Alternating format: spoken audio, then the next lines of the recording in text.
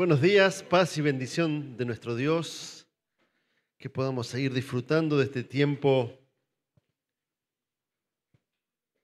de celebración, de amor y de bendición de nuestro Señor.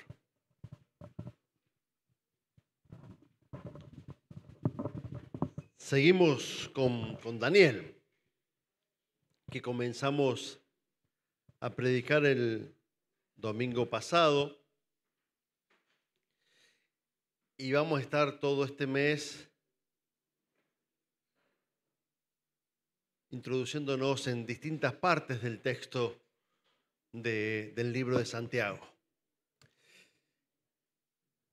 El texto que quisiera compartirles en esta mañana también es uno de los textos conocidos, ¿sí?, de Daniel. Hay como uno que si ha tenido vida de fe, vida de iglesia, hay como textos muy conocidos de Daniel.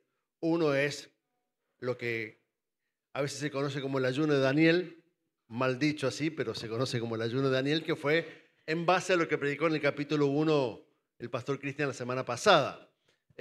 Otro tiene que ver cuando Daniel está en la fosa de los leones. Otro tiene que ver con cómo Daniel interpretaba los sueños de los distintos los que estaban allí en el imperio, del imperio babilónico y el imperio persa, y que de alguna manera esos sueños anticipaban situaciones que iban a venir.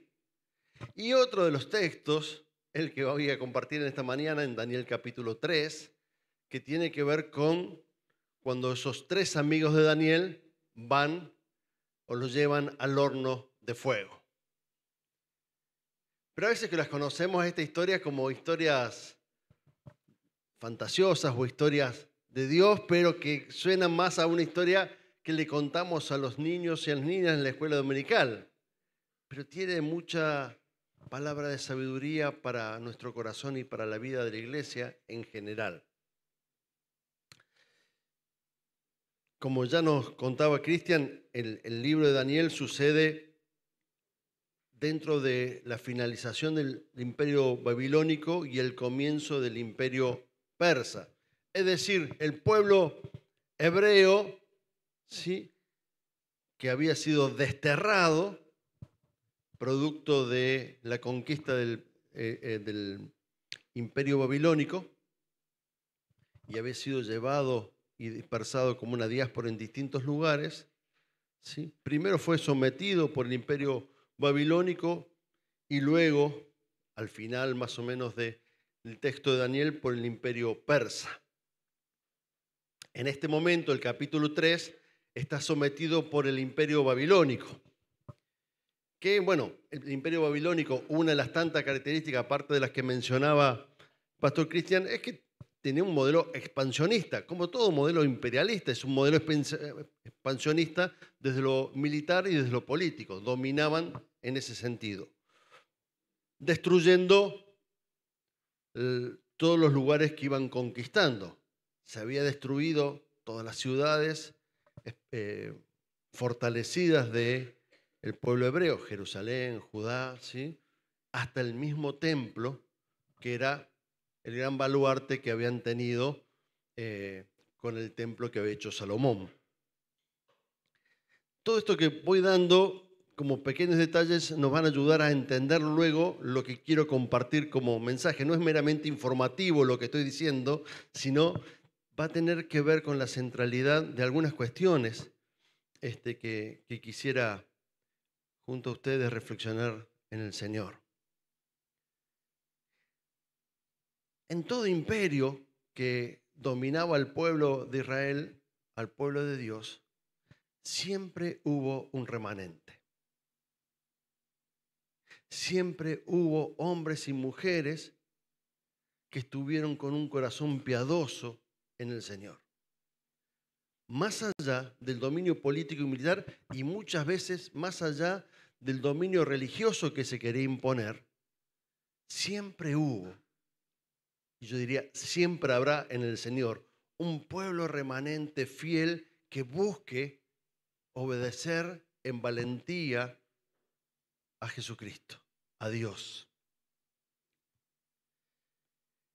Interesante, y esto quizás sí más informativo, pero es interesante que el nombre de Daniel significa Dios es mi juez. ¿Sí? Dios es mi juez. Esa certeza que el que lleva adelante nuestra liberación o nuestra condena, el saber si hacemos las cosas bien o hacemos las cosas mal, es nuestro Dios. ¿Sí? En el propio nombre de Daniel estaba implícito ese saber. Dios es mi juez. Y frente a las decisiones a tomar, bien o mal, ¿sí? Saber dónde estaba el bien. Dios es mi juez. ¿Sí? Y saber que Dios es el único que me puede liberar. Este pueblo exiliado,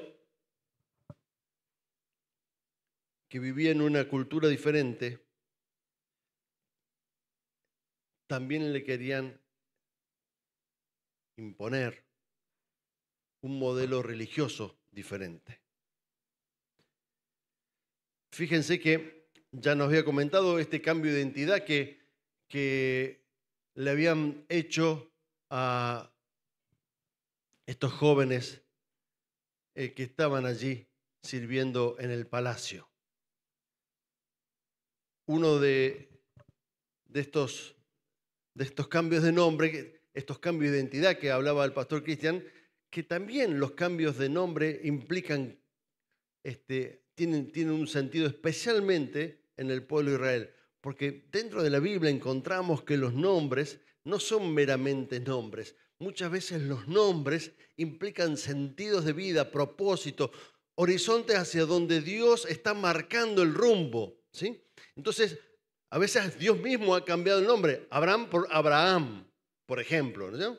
Que tiene dos sentidos diferentes. El primero es Padre exaltado y el segundo es Padre de multitudes, ¿sí?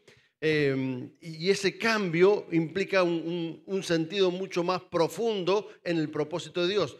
Acá, en el caso que voy a leerles ahora, de estos tres nombres, de estos tres jóvenes, sí que luego son llevados al horno de fuego, también el cambio de nombre no es un dato menor, aunque en este caso no es un dato alentador.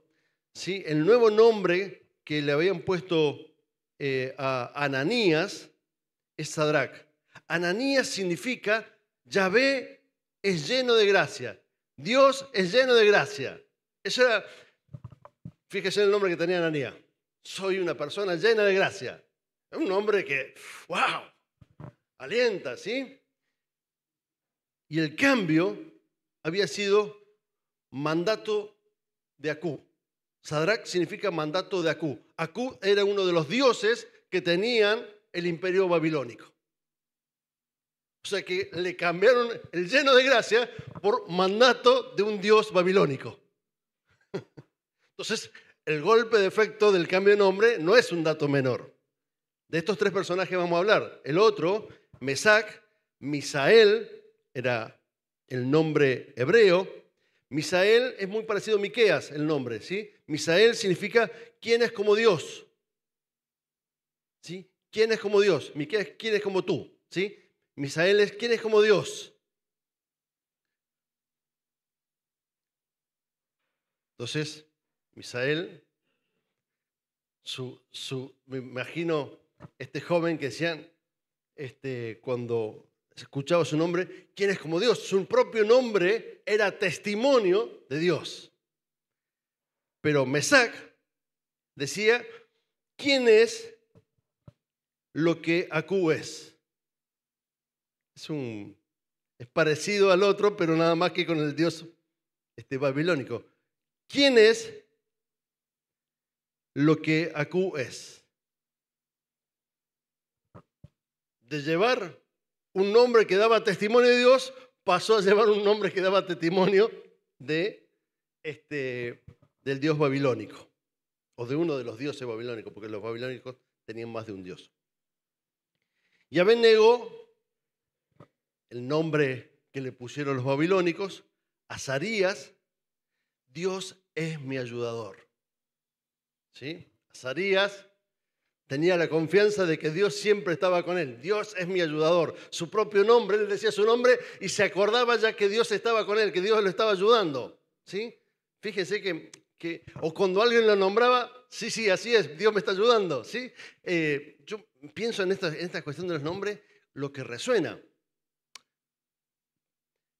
No es lo mismo, yo creo que en algún momento se lo dije, pero lo digo rápidamente. No es lo mismo que en mi nombre lo mencione algún ser querido que alguien desconocido. Cuando mi nombre lo suena a algún ser querido, a veces lo dice tal cual es o dice un diminutivo de mi nombre, nos resuena totalmente diferente porque apela a otras cuestiones dentro de nuestra identidad. Estos nombres, ¿sí? Cuando alguien lo decía, ¿sí? Apelaba a toda esta identidad de fe del pueblo hebreo. Volvía a reconocer que eran hijos de Dios, que eran un pueblo elegido de Dios. El cambio de nombre quería romper, entre otras cosas, esa identidad religiosa, esa identidad espiritual, esa identidad con Dios. Abed-Negó significa siervo de Negó, otro de los 10 dioses babilónicos. Fíjense el cambio. De Dios me ayuda a ser siervo de un dios babilónico. Sostenerse ellos en su identidad implicó que aunque le cambiaran el nombre, ellos seguían teniendo convicción de quiénes eran. Aunque su nombre, puesto por los babilónicos, les implicaba pareciera hablar de otros dioses, no perdían su verdadera identidad, su verdadera fe, su fe original en Dios. Dicho esto, les propongo que vayamos leyendo segmentadamente capítulo 3, el capítulo 3, y ahora vamos a leer del 1 al 6, como para ir digiriéndolo de a poco a cada parte de la palabra del Señor. Dice, el rey Nabucodonosor mandó hacer una estatua de oro de 70 codos de alto por 6 codos de ancho y mandó que lo colocaran en los llanos de Dura, de la provincia de Babilonia. Luego ordenó a los sátrapas, prefectos, gobernadores, consejeros, tesoreros, jueces, magistrados y demás oficiales de las provincias que asistieran a la dedicación de la estatua que había mandado a erigir. Para celebrar tal dedicación, los sátrapas, prefectos, gobernadores, consejeros, tesoreros, jueces, magistrados y demás oficiales de las provincias se reunieron ante la estatua que el rey Nabucodonosor había ordenado erigir. Entonces, el heraldo proclamó a voz de cuello: a ustedes, pueblos, naciones y gente de toda lengua, se les ordena lo siguiente. Tan pronto como escuchen el sonido de las trompetas, flautas, cítaras, liras, arpas, zamponias y todo tipo de música, deberán inclinarse y adorar la estatua de oro que el rey Nabucodonosor ha mandado erigir. Todo el que no se incline ante ella ni la adore será arrojado de inmediato a un horno en llamas. Bueno, esta es como la presentación del texto. Lo que nos dice que, como muchos imperios, van logrando cada vez acumular más poder y centralizaban más poder, en este caso, en el rey, en este caso el rey Nabucodonosor. Y tanto era la impunidad del poder que tenía, que dije, tenemos tantos dioses, pero que también me hagan una estatua a mí. ¿Sí? Pero no solamente que me hagan una gran estatua a mí, sino que todos los días, cuando escuchen alguno de todos estos instrumentos, que me adoren. Es decir, una cuestión bastante soberbia. Pero esto entonces ya no impactaba sobre lo político, ya no impactaba sobre lo económico, sino que impactaba sobre la existencia misma de las personas. Le estaban diciendo a quién adorar. De alguna manera van regulando todos los modos de relacionamiento y todos los modos de convivencia que van teniendo. Los poderes supremos, los imperios, ¿sí?, de cualquier estilo y color y sabor, no importa, lo que tratan es regular absolutamente todo, hasta tu conducta individual y social. Aún más, te dicen qué debes creer y qué no debes creer. A quién debes adorar y a quién no debes adorar. Pongámoslos los nombres que quieran, ¿sí? Veámoslo desde una mirada espiritual, lo que yo le estoy planteando, ¿sí? Cualquier imperio, aún hasta el imperio de quien ostentaba el imperio de la muerte, intentaba proponer cómo regular las convicciones de vida, las condiciones de vida. Aquí lo que estaba sucediendo es que van alienando tanto a las personas. Alienando significa separando tanto a las personas entre lo que piensa, siente y vive, que lo único que hace es que meramente puedan existir, pero no vivir dignamente. Hasta lograr quitarle la mayor convicción que todo ser humano tiene, de adorar. Todo ser humano tenemos la convicción de adorar. Después podemos equivocarnos en el camino a quién adoramos, pero todos tenemos internamente una convicción para adorar, ¿sí? Dios ha puesto eso en nuestro corazón. Desde el sentido de eternidad ha puesto el sentido de adorar. Justamente por eso estamos apelados por la palabra y por Jesucristo y por el Espíritu de Dios a que busquemos primeramente a Él en adoración. Allí es donde quiere muchas veces destruir. Cuando se destruye eso, se cae la existencia misma de la persona. Quieren dominar, insisto, hasta el mismo sentir más profundo, hasta los sueños más valiosos, hasta las esperanzas más válidas, hasta la misma adoración, hoy diríamos con el Nuevo Testamento, hasta la misma adoración de Cristo Jesús. Hasta ahí se pretende muchas veces los sistemas que vivimos dominar. Porque cuando alienan eso, nos dominan.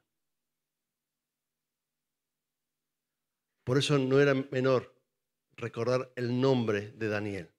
Dios es nuestro juez. Él es el que nos libera, no nos condena. Dios es nuestro juez. Ese es el que nos muestra la bondad que cantamos, lo bueno, a diferencia de lo malo. Aquí el rey Nabucodonosor, más allá de sentirse ostentoso en su poder y sentirse adorado, es también una provocación para poder seguir sometiendo a ese pueblo que él dominaba como rey.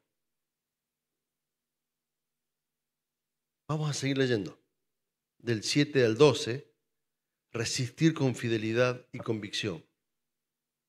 Dice el texto allí siguiente, a partir del 7, ante tal amenaza, tan pronto como se escuchó la música de todos esos instrumentos musicales, todos los pueblos y naciones y toda gente de toda lengua se inclinaron y adoraron las estatuas de oro que el rey Nabucodonosor había mandado erigir. Nadie dudó ahí. Por miedo, nadie dudó. Todos los pueblos, todas las naciones, todas las lenguas, ¿sí? Todo lo que estaba bajo el dominio de Babilonia. Pero algunos astrólogos se presentaron ante el rey y acusaron a los judíos.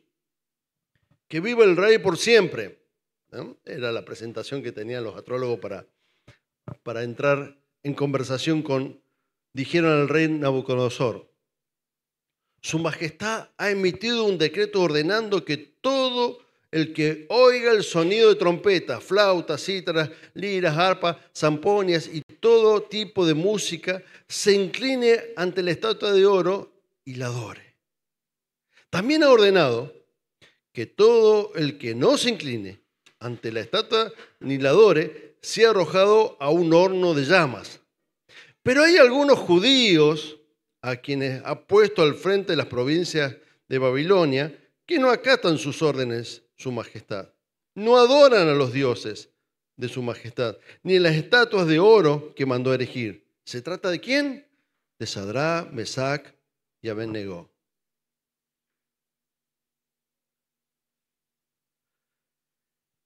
Frente al pecado, frente a la maldad, frente al imperio que domina, tenemos siempre, creo yo, solamente dos posibilidades. O nos enajenamos y hacemos eso, bajamos nuestra resistencia y hacemos eso.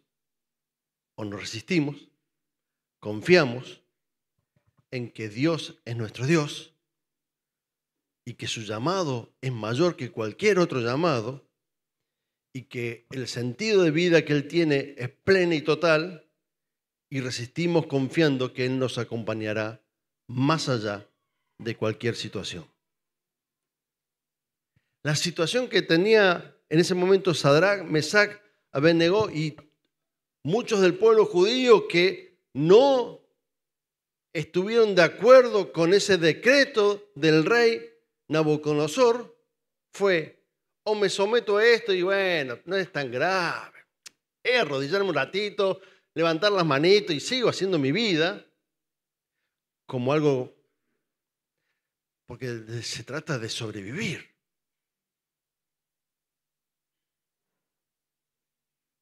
O me levanto, resisto, en convicción de fe, aún sabiendo las consecuencias que eso me puede traer, porque ya estaba en el decreto la segunda parte de la consecuencia, que podía perder mi vida en un horno de llama.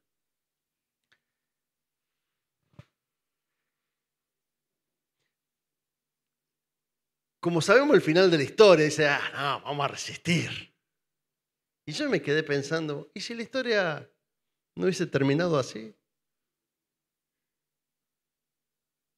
Igual resistimos. Porque conocemos el final de la historia. Llevemos nuestra vida. Igual resistimos frente a, pero no es tan grave, no es tanto lo que te piden. Fíjate, hace una coma ahí y punto suspensivo y después volver al camino del Señor. No importa, un bachecito allí, ¿qué le va a hacer? ¿No? Pero en esta situación, donde ellos eran parte del gobierno, porque dicen que tenían autoridad en provincias, aún sabiendo que eran personas públicas y expuestas y que fácilmente se iban a dar cuenta de su situación y quizás no como alguien del pueblo que quizás pasaba más desapercibido y no se iba a dar cuenta, que claramente iban a quedar expuestos delante del rey, se la jugaron. Recordaron su verdadero nombre. No se dejaron arrastrar por el nombre, la identidad de los babilónicos. Recordaron quiénes eran. Esto que Cristian nos enfatizaba la otra vez, ¿sí? Recordaron, tuvieron identidad en Cristo. Tuvieron su fe, su convicción en Jesús. Diríamos en términos del Nuevo Testamento, ¿sí? La convicción para resistir. Insisto, no hay acá, me parece, un gris. Yo que busco siempre las maneras de acercar posiciones, creo que mal o bien, intento siempre en mi vida hacer esas cuestiones, ¿sí? Acá no veo una posibilidad gris. Acá es esto o esto. No te queda mucha otra posibilidad. Si no es que un día levanto la mano y adoro a la estatua y otro día no. No te queda en un intermedio, no tenés un intermedio. O si me ven lo hago y si no me ven no lo hago. No te queda un intermedio en esta posición. En esta posición O sabés que tenés consecuencia del horno de fuego, o, bueno, Dios por esto no se va a molestar. Pero no es que Dios se vaya a molestar o no, es la convicción de fe de que lo que vivimos, lo vivimos plenamente, con todo nuestro ser, y no lo negamos. Eso es. Y esto es lo que un poco Sadrach, Mesach y Abed-Negó vivieron. Y ya vamos a ver por qué digo esto. Vamos hacia Dios nos librará, ¿sí? Versículo 13 al 18. Dios nos librará o no, ¿sí? Dice el texto allí, lleno de ira, Nabucodonosor los mandó a llamar. Cuando los jóvenes se presentaron ante el rey, Nabucodonosor dijo, ustedes tres, ¿en verdad que no honran a mis dioses ni adoran la estatua de oro que he mandado erigir? En cuanto escuchen el sonido de trompeta, flautas, cítaras, liras, arpas, zamponias y todo tipo de música, más le vale que se inclinen ante la estatua que he mandado hacer y la adoren. Más le vale, como diciendo, no tienen vuelta, ¿sí? De lo contrario, serán lanzados de inmediato a un horno en llamas y que Dios podrá librarlos de mí. ¿Y qué Dios podrá librarlos de mis manos? Entonces, estos tres muchachos, Sadrach, Mesach y Abed-Negó, respondieron, ay, rey Nabucodonosor, yo me imagino juntando fuerzas y paciencia porque, ¿sí? Rey Nabucodonosor, no hace falta que nos defendamos ante usted. Estos tipos están locos, digo, ¿sí? Le cayó el rey, le cayó el poder de todo el imperio sobre ellos, diciendo que si no hacían esto, ya sabían la consecuencia. Así que más le vale, ¿sí?, que no me provoquen. Me imagino hasta el rostro enojado allí de Nabucodonosor. Y ellos, rey Nabucodonosor, no hace falta que nos defendamos ante usted. ¿Cómo que nos van a defender? ¿Sí? Si nos arrojan al horno, si se nos arroja al horno en llamas, el Dios al que servimos puede librarnos del horno y de la mano de su majestad. Primera respuesta. Pero incluso dice, si no lo hace, queremos que sepa su majestad, por las dudas, queremos que usted lo sepa ahora, ¿sí?, que no serviremos a sus dioses ni adoraremos la estatua que usted ha erigido. Si Nabucodonosor, siendo rey de todo un gran imperio, porque ese momento era el imperio tremendo que había, lo hemos estudiado en el secundario, en el primario, no sé, al imperio babilónico por toda su expansión, junto con el imperio persa, con todo el dominio que tenía. Ellos parados frente al rey le dicen, no hace falta que nos defendamos de todo esto que está diciendo. Eso ya lo debe haber enfurecido más. El Dios que nosotros tenemos nos puede librar de eso. Pero aún si no nos libra, esto es lo que me pareció tremendo. Aún si no nos libra, no adoraremos ni a los dioses ni la estatua erigida. Su fe no era una fe negociable. Señor, si vos realmente me mandó un ángel, me dice que me va a salvar, yo voy con todo el rey. Su fe no era una fe que negociaba con Dios mientras negociaba con el Nabucodonosor. Su fe era una fe que confiaba y no importa la consecuencia, porque confiaba más allá de la muerte. Era una fe que no le tenía miedo a la muerte física. Era una fe que le tenía miedo a la muerte eterna. Era una fe que estaba totalmente convencida de que Dios de todas maneras iba a estar con ellos, o salvándolo del horno o llevándolo a una vida gloriosa. una fe que no se arrugaba, que no se manchaba frente a la amenaza del mayor poder de ese momento, el rey Nabucodonosor. Ni nos tenemos que defender. Estamos perdiendo tiempo ahora. ¿Sí? Estamos perdiendo tiempo, le dicen, no, ni tenemos que defender. El texto son, no sé, 30 versículos, pero ustedes imagínense todo lo que va pasando en esas situaciones. Todo lo que nos va pasando por el corazón y la cabeza. Con tan pequeñas cosas a veces nos preocupamos. Y ellos estaban, sí, al borde, al filo, no estaban al borde del filo de la muerte, estaban dentro del calabozo de la muerte ya. Pero su convicción y fe era tal que dice, no perdamos más tiempo, nosotros no vamos a hacer lo que vos decís que hagamos, porque nosotros tenemos otra fe. Y creemos que este Dios que creemos nos puede liberar. Pero aunque no nos libere, igual creemos en Él. O sea que, sea lo que sea, nosotros vamos a ir con Dios.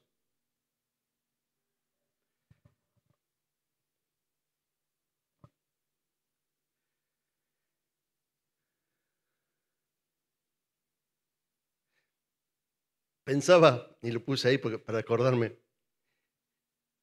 vieron que muchas veces hoy, en nuestro tiempo, para vender ciertas cuestiones, hay que contar una historia de éxito.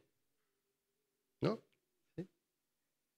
Vieron los marketing que hacen distintas cuestiones, sean marketing sociales, marketing empresariales, ¿sí? Siempre, además de todos los conceptos, hay que contar una historia de éxito para demostrar que esto que estoy contando tiene una historia de éxito. ¿Sí? Acá tenemos una historia de éxito, pero está precedida de este comentario, que si no hubiese sido, si hubiesen terminado chasmuscados en el fuego, en el horno, igual ellos, este texto hubiese estado escrito igual. Porque aquí lo más valioso no es que Dios los libra del horno de fuego. Lo más valioso es la fe que encontramos en estos hombres que estaban dispuestos a dar su vida por el Señor. Porque creían en que la bendición de estar bajo Dios era mayor aún bajo la muerte física.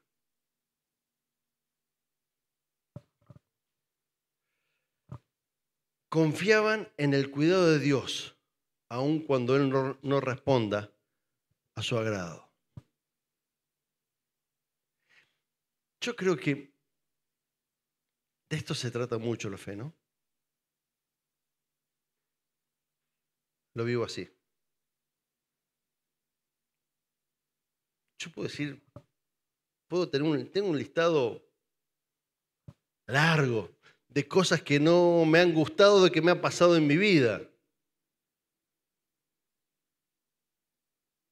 Lejos de ser perfecto, en las luchas espirituales que uno va teniendo, ¿sí? Pero he dicho, la verdad, sigo eligiendo a Dios. No porque sea perfecto, sino porque hay un Dios que me sostiene, un Dios que me apoya, una comunidad de hermanos que me ama, que me siento amado, y gente que me estimula en la fe, que me provoca a vivir la fe más profunda. Pero la verdad, que si uno se mira en la lista, fíjense cada uno en su lista de las cosas que no le ha agradado, de las cosas que he vivido, debe ser tan difícil o peor que la mía. ¿Sí? No elegimos a Dios por las cosas buenas o malas que nos pasan. Elegimos a Dios porque no hay otra manera de vivir. ¿A dónde iremos? Diría el apóstol Pedro. Si tan solo tú tienes palabras de vida eterna. ¿A dónde iremos? La muerte física no es el final. Si Él tiene palabras de vida eterna. Ellos estaban diciendo esto. De alguna manera estaban convencidos de eso. ¿Sí? nos pueden dar los mejores lugares dentro del reino babilónico. Es más, si adoramos, capaz que nos hacemos más cercanos al rey Nabucodonosor y nos da mejores lugares. Pero no, porque mi convicción en fe me muestra otro camino. Y entiendo que hay una vida mayor que la que me está proponiendo este imperio. Y lo que propone Dios nunca tiene que ver con nada que nos quiera dominar. Siempre tiene que ver con el amor que nos quiere liberar. Y al final, bueno, no al final, pero del 19 al 27, allí vamos siguiendo leyendo, dice, ante la respuesta de Sadrach, Mesach y Abednego, Nabucodonosor se puso muy furioso, estaba rojo así, de bronca. ¿Vieron los emojis de esos rojos? Estaba lleno. Y cambió su actitud hacia ellos. Mandó entonces que se calentara el horno 7 veces más de lo normal. Iba a explotar ese horno. Ya el horno de fuego ya es caliente, ya te quema. Imagínate 7 veces más. ¿Sí? Y que algunos de los soldados más fuertes de su ejército ataran a los 3 jóvenes y los arrojara al horno de llama. Tenía miedo que se escaparan dentro del horno de llama. ¿Viste? Ya estaba nublado de tanto enojo. ¿Sí? Fue así como lo arrojaron al horno con sus mantos, sandalias, turbantes y todo, es decir, tal como estaban vestidos. No dejaron ni a despedir a nadie. Ya, mételo en el horno. ¿Sí? Tan apremiante fue la orden del rey y tan caliente estaba el horno, no el rey, sino el horno, que las llamas alcanzaron y mataron a los soldados que arrojaron a Sadrach, Mesach y Abednego, los cuales, atados a sus pies y manos, cayeron dentro del horno en llama. ¿Vieron cuando hacemos fueguito de esos que nos gusta, que son con los asados, que son de los lindos, no son como el horno esto? Nos arrimamos un poquito cerca y imagínense un horno de esto, ¿sí? Con elevada su temperatura 7 veces más de lo que estaba pensado, ¿sí? Me imagino que cuando uno abre ahí el portón, la puerta del horno, la llamarada que sale, te quema hasta... Bueno, eso es lo que le pasó a esto, ¿sí? Que tiraron a estos 3 jóvenes y la llamarada consumió a aquellos soldados que estaban allí. Fíjense el calor que hacía allí, el fuego que había allí. En ese momento Nabucodonosor se puso de pie y preguntó sorprendido a su consejero, ¿acaso no eran 3 los hombres atados y arrojados al fuego? ¿Sí? Así es, majestad, respondieron. Pues miren, exclamó, allí en el fuego veo a 4 hombres, sin atadura y sin daño alguno, y el cuarto tiene la apariencia de un hijo de los dioses. Dicho eso, Nabucodonosor se acercó a la puerta del horno en llama y gritó, Sadrach, Mesach y Abednego, siervos del Dios Altísimo. Cambió. Hizo un cambio ahí el hombre este, del enojo, de la furia. ¡Wow! Me imagino el miedo que causa eso en Nabucodonosor. No es meramente una sorpresa. Estos que yo estoy mandando en el fuego están jugando ahí adentro y ¿qué me espera a mí? Siervo del Dios Altísimo. Salgan de allí y vengan acá. Cuando los 3 jóvenes salieron del horno, los sápatras, prefectos, gobernadores y consejeros reales se arremolinaron en torno a ellos y vieron que el fuego no les había causado ningún daño y que ni uno solo de sus cabellos se había chasmucado. Es más, su ropa no estaba quemada y ni siquiera olía a humo. Es como si hubiesen estado en un parque de diversión ahí dentro del horno ese. ¿Sí? Estaban ellos 3, más el ángel de Dios. Los intérpretes dicen, era Jesús en la teofanía, digamos, en la aparición previa, allí, dando vuelta con ellos, ya desatados. Lo único que era diferente entre que lo tiraron y estando y ahí adentro era que habían sido tirados atados y allí estaban desatados, pero ni siquiera olor a humo nos dice el texto que tenía. Dios, en esa imagen de que daban vuelta ahí adentro del horno, está siempre, y lo cantábamos en una de las canciones al principio, en medio de nuestras llamas, caminando con nosotros. En medio de nuestras llamas, Dios está caminando con nosotros. Pero también ahí vemos, y déjeme decirlo también, lo valioso de la amistad espiritual. Este no es el de los Fosos de los Leones donde es uno solo, que también pasa en situaciones solo. Hay otras situaciones que vivimos con amigos en la fe. Lo valioso de tener amigos de la fe. Estos tres que se conocían junto con Daniel eran amigos. No eran solamente aquellos que tenían carga, eran amigos de la fe. ¿Sí? Y estaban estos tres amigos de la fe conversando allí con este ángel de Dios. Pero eran también estos tres los que se estimulaban a sí mismos seguramente para sostenerse en la fe. Lo valioso de una comunidad, siempre lo sabemos, pero lo valioso de una comunidad espiritual que nos acompañe, ¿sí?, en nuestras intimidades, en nuestras luchas personales, a donde podamos, uno no confía su corazón a todo el mundo por más que seamos una comunidad y pueda acercarse. Sí, siempre tenemos con personas que tenemos más afinidad y está muy bien que nos podamos acompañar allí. Lo valioso de tener una comunidad espiritual, amigos de fe, que nos puedan acompañar en nuestros distintos momentos de llama en medio del caminar. Termino con esta última parte del texto, 28 al 30. Entonces exclamó Nabucodonosor: alabado sea el Dios de Sadrach, Mesac y Abednego, que envió a su ángel y los salvó. Ellos confiaron en él y, desafiando la orden real, optaron por la muerte antes que honrar o adorar a otro Dios que no fuera el suyo.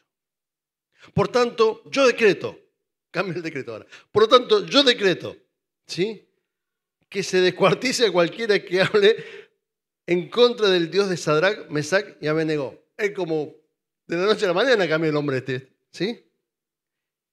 Y que su casa sea reducida a cenizas, sin importar la nación a que pertenezca o la lengua que hable. No hay otro Dios que pueda salvar de esta manera. No hay otro Dios que pueda salvar de esta manera. Después de eso, el rey promovió a Sadrach, Mesac y Abednego a un alto puesto en las provincias de Babilonia. No solamente que hubo cambio de postura, un decreto nuevo, sino que luego los promovió a estos tres. Una fe que confía en Dios, aún en medio de las llamas. Una fe que puede dar testimonio profundo de la compañía amorosa de Dios, aún en las circunstancias más difíciles. Una fe valiente, que confía en que Dios guiará toda circunstancia contra todo imperio que quiera dominar nuestra vida. Resistamos, resistamos. Dios está con nosotros. Amén. Buen Dios y amoroso Padre, en ti todo es posible. Y aún cuando lo que nos acontezca sea contrario a nuestro deseo, en ti sigue siendo la mejor posibilidad de vida. Porque en Jesús hay una vida plena y abundante, eterna. Gracias, Señor. Ayúdanos a negarnos y resistir frente a ídolos baratos, impunes, poderosos, que quieren dominar nuestra existencia, para que toda nuestra vida esté sometida al amor de Jesucristo. En el nombre de Jesús. Amén.